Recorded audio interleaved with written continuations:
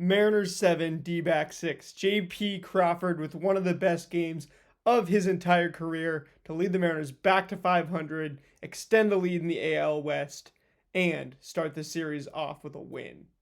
Welcome to the Dom Skeen channel, your one-stop shop for the Mariners storylines on Seattle's minds. And that's right, 26 hits in this game, 13 apiece on each side.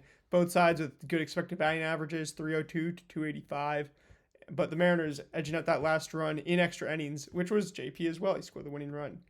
Walk-off base hit by Randy Arozarena. And the A's lost, so your division lead is now extended. Congratulations to the Seattle Mariners. Have a solid lead that can't be taken from them in a day in first place. So, yeah, starting out with J.P. Crawford, right? Hits the 2 homers. First multi-homer game of his career. 3 ribbies. Walks, obviously hard hits on the homers. But also a career high 4 runs scored, including the game winner.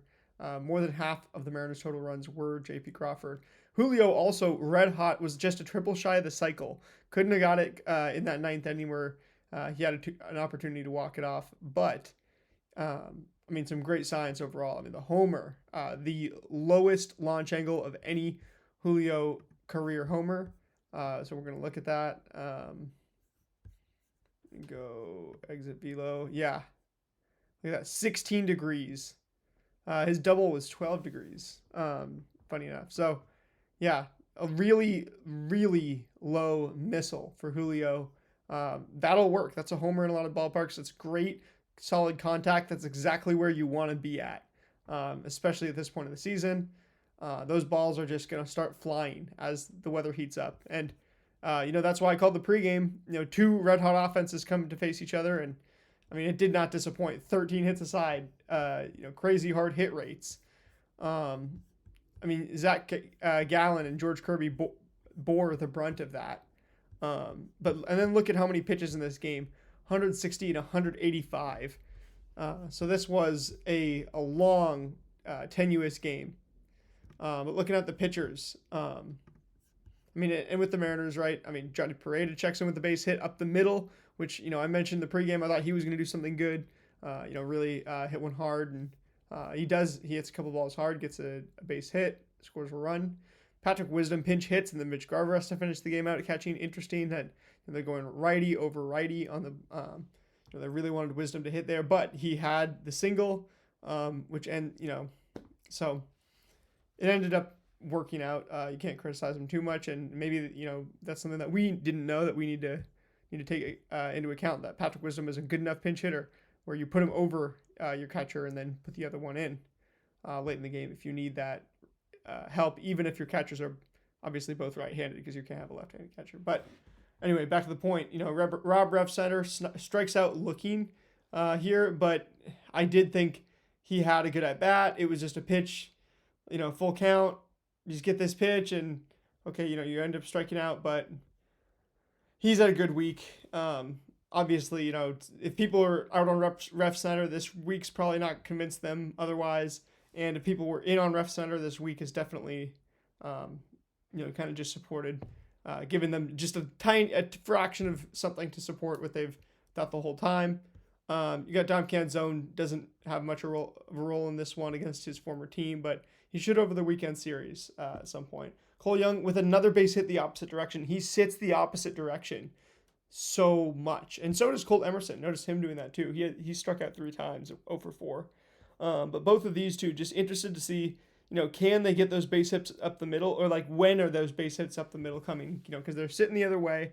When you do that, usually something good is going to come from it. But I do feel like both of them have pulled the ball a bunch and hit it to the opposite field, but not got those up the middle, kind of flush, perfect, just right, Goldilocks type of swings.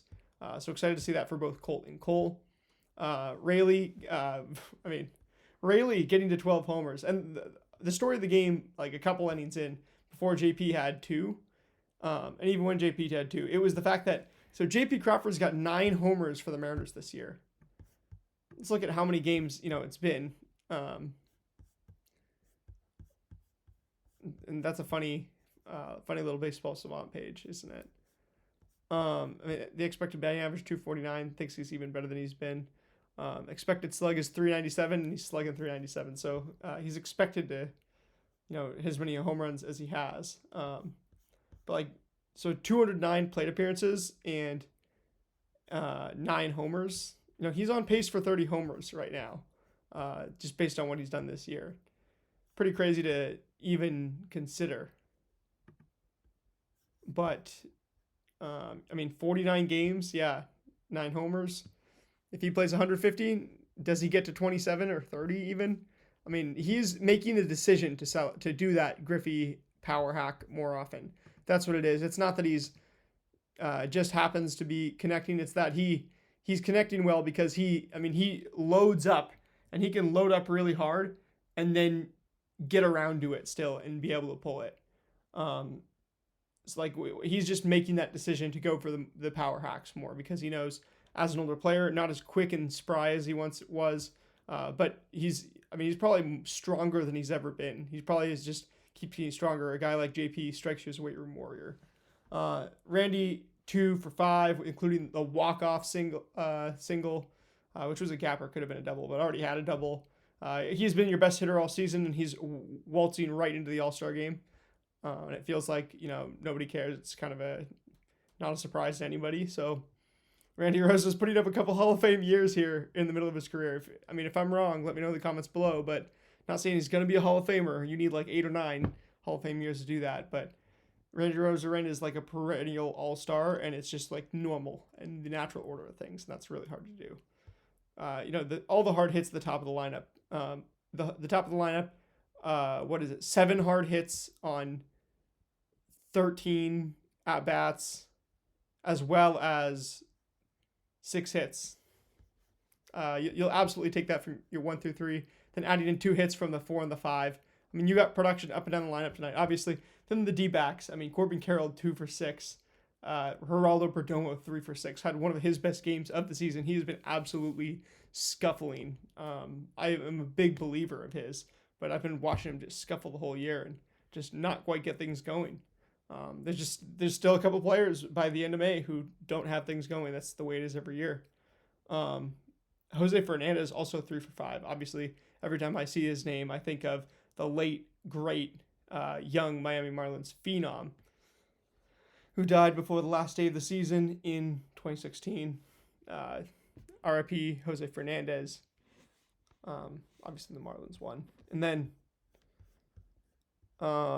you look through, the relievers for the Mariners, great, and just a whole lot of great relief ball again today. The ball was flying on both sides, but to limit the hard hits, limit the damage in here, Brash gets something off of him, which was actually the first stuff all year off of him, right?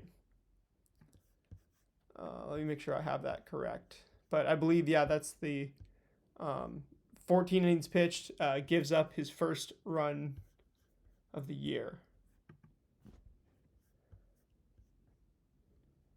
Yep, that was his first earned run of the year. So there's Matt Brash's game log without giving up a run this year. And then tonight, first earned run of the year. He did give up a non-earned run against the Angels back on the 5th of April. Gosh, that feels like a while ago, doesn't it? That April series in Anaheim. Or maybe it's just me. But Jose Ferrer does his job as he always does these days. 1.75 ERA for him as well. He has just been awesome. I think that Jose Ferrer trade that they made, like, this guy, when you look like an NFL athlete, like you could play defense for an NFL team, and you are moving on the mound well as a pitcher, MLB teams, it's like they're crazy enough to try some crazy things. And, some of these big pitchers, like it's crazy that they just can get down the mound with the athleticism they have, and at that size, it blows my mind. And Jose Ferrer is one of those guys. Same with Edward Pizarro, the way that he gets down the mound and throws, the sinkers that he does as well as the sweeper. It's like it just physically blows my mind. Another one that does, Carlos Vargas. Haven't seen him in a while, but Vargy, I'm sure, will get back soon. Gonna go look into. Oh, gonna look up Edward. Open up Bizardo, but it's good we don't need to. Um, I mean, yeah, look at the ERAs in this bullpen. Pretty clean. I mean, Munoz obviously has taken the brunt of some stuff, which sucks. Allows the tie game here, but not too worried about it. And you got Gallen, 6 swing strikes on 84 pitches, 90.9 average EV, 9 hard hits on the 84 pitches. No more than 3 whiffs on any given pitch. Getting these pitch counts per inning, they're not bad, but they're not exactly great either. 2 pitch innings, very close. Maybe like inches here or there on a full count or something like that, away from being a 30 or 40 pitch inning and unraveling. And Brandon Pfaadt, a guy who I've never had a particular liking to as a starting pitcher. I think as a reliever, it's actually a little more interesting. It's like, okay, now, you might have something here, but the results are usually like this. I mean, 6 swinging strikes on 31 pitches, that's actually really good in that sample size. 3 hard hits and 31 pitches, okay, not so good. And 100.2 average EV. When he did get hit, they were all not just hard hits, but really hard hits. Jonathan Loizaga, one of their leverage guys, a swinging strike and a low average exit velocity on 16 pitches. Brandon Garcia, a former Mariner, coming in, 1 hard hit, 16 pitches, and a whiff, same thing.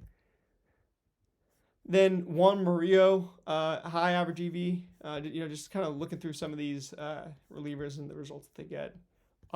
Just kind of going to breeze through those though. George Kirby, 87 pitches, 8 swinging strikes, 88.5 average EV, and 5 swinging strikes on the 34 four-seamers. That's exactly what you want to see on the fastball. Okay, so he only threw 3 of his pitches 6 total times in this one, and it was really 4-seam, sweeper, sinker. So 4-seam, sinker is the majority of what Kirby's doing now, and along with the sweeper, that's like his main. Really, the way pitchers do it now, is that like it used to be your primary pitch. Now it's your primary pitches. It's your fastballs and your breaking balls, not your fastball and your breaking ball. Like it's the year of the pitch mix is what Lance Barstowski said earlier this year, before the year, and it's really become the 3 the 3 fastball. Everybody having the 3 fastballs, or like more pitchers having more than 1 fastball. The ones that used to have 1, some of them now have 3. Just the different fastballs, like playing the different fastballs off each other, seems to be the most kind of readily catching on trend right now in the big leagues. Some predicted it was going to be stuff like the kick change, and the kick change, I feel like that one's not as obvious, although it's definitely there. There's an undercurrent of it. I think maybe in a year or two, people really, that like is a mainstream, the kick change and everything. But for now, like Cam Schlittler, Davis Martin, you're having some good poster boy seasons for the 3 fastball approach. And George Kirby, the cutter only 2 times right here. But, the 4-seam and the sinker, those are the pitchers that, as well as the slider, which is finally more accurately classified as a sweeper. He doesn't have a ton of whiffs on it at every start. But the average EV stays low, and he was due for kind of a bad one. It feels like, I don't know, like he hasn't been going that aggressive, and I feel like there's no greater danger than playing it safe sometimes. So I look at Kirby, pitch chart right here, and you look at, here's the right-handed batter's box, right? Not a single sinker into the righties. If you wanted to go for strikeouts on the righties, you would be throwing that sinker in quite a bit, and he didn't. He throws the sinker into the lefties a little bit, which is a little curious, but not into the righties once. Didn't go inside on the righties at all, because he just had a different game plan on the night. And it worked out, other than the one big bad inning that came home to roost for Arizona. But just one more thing, on this, it's like, what did he do? Okay, well, he obviously kept the sweeper low. The fastball keeps it right in the zone. And obviously there's going to be some results on some of those things. Let's switch it now and look at the results. So the homer, Perdomo right there. Some of the singles. Yeah, it does feel to me like he was putting some stuff a little too, just kind of pounding the zone too much. Maybe just living in the zone too much. The way that Kirby used to. Let's check what was his zone rate.